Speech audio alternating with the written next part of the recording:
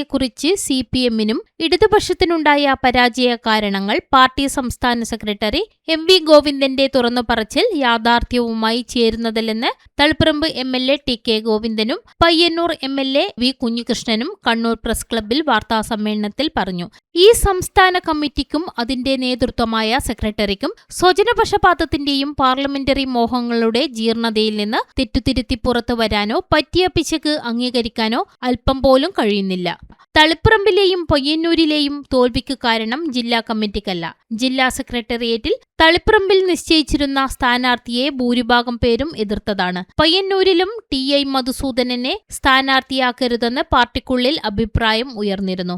സംസ്ഥാന നേതൃത്വം സ്ഥാനാർത്ഥികളെ അടിച്ചേൽപ്പിക്കുകയായിരുന്നു. പരാജയത്തിന് ഉത്തരവാദിത്വം ജില്ലാ കമ്മിറ്റിക്കാണെന്ന് പറയുന്നത് ശരിയല്ലെന്നും സംസ്ഥാന സെക്രട്ടറി അങ്ങനെ പറയുന്നത് വഞ്ചനയാണെന്നും അദ്ദേഹം പറഞ്ഞു. പാർട്ടി അണികളെ കേട്ടതിനു ശേഷമുള്ള റിവ്യൂവല്ല തയ്യാറാക്കിയത്. തെറ്റുതിരുത്തൽ നാടകമാണെന്നും TK ഗോവിന്ദൻ പറഞ്ഞു. പാർട്ടി സംസ്ഥാന സെക്രട്ടറി MV ഗോവിന്ദൻ പരാജയത്തിന് കാരണമായ വസ്തുതകൾ മറയ്ക്കുകയാണ്. തോൽവിയുടെ കാരണങ്ങളെക്കുറിച്ച് ജനങ്ങളിൽ നിന്നും അഭിപ്രായം തേടുന്നത് അപഹാസ്യമാണ്. കഴിഞ്ഞ സർക്കാർ BJP-യുമായി ഡീലുണ്ടാക്കിയെന്ന സംശയം ജനങ്ങൾക്കുണ്ടായി. PM ശ്രീയിൽ ഒപ്പിട്ടത് തിരിച്ചടിയായി. മുഖ്യമന്ത്രിയായിരുന്ന പിണറായി വിജയൻ അറിയാതെ ഒരിക്കലും ഉദ്യോഗസ്ഥർ ഒപ്പിടില്ല.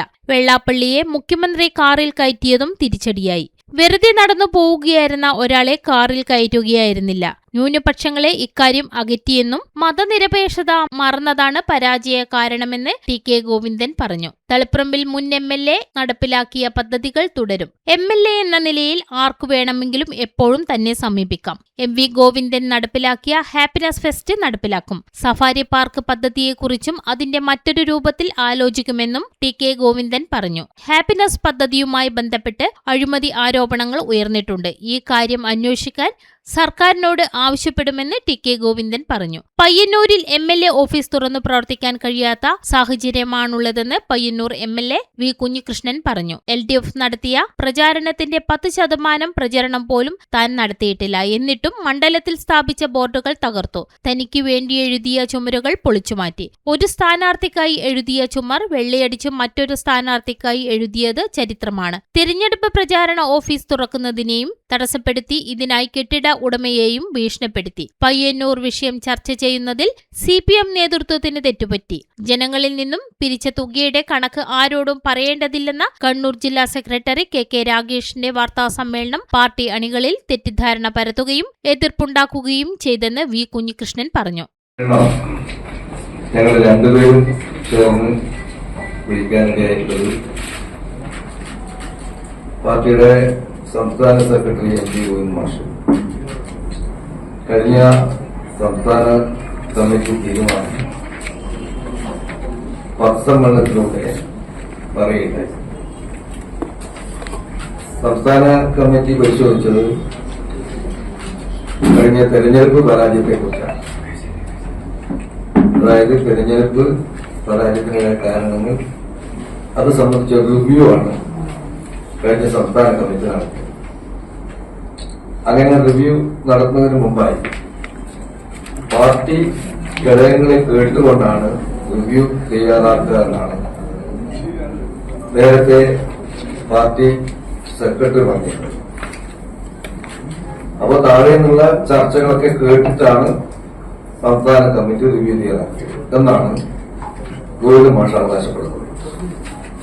പക്ഷേ അദ്ദേഹം പറഞ്ഞിട്ട് അല്ലെങ്കിൽ സംസ്ഥാന കമ്മിറ്റി റിവ്യൂവിൽ താഴെ ഘടകങ്ങളിൽ നിന്ന് വന്ന ഒരു ചർച്ചയും ആ റിവ്യൂവിൽ ഉൾപ്പെടുത്തിയിട്ടില്ല എന്നതാണ് അദ്ദേഹത്തിന്റെ പത്രസമ്മേളനം കേട്ടപ്പോൾ നമുക്ക് തോന്നിയിട്ടുള്ളത്.